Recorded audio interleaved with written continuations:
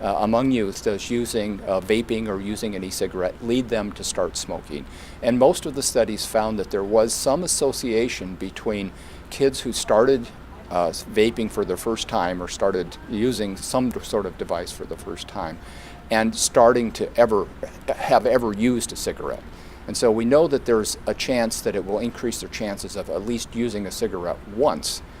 If adults who are smoking switch to e-cigarettes and they switch completely, that's very likely to be a good thing for them, a net benefit to them and a net benefit to public health.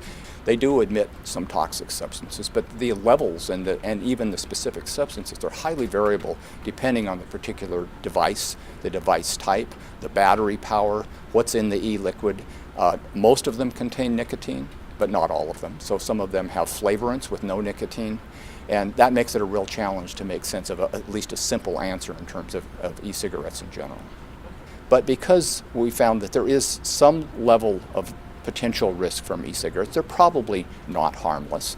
There's good evidence that they're addictive. They have nicotine and that's addictive. So as a parent myself, if I were advising my kids, I'd say don't smoke.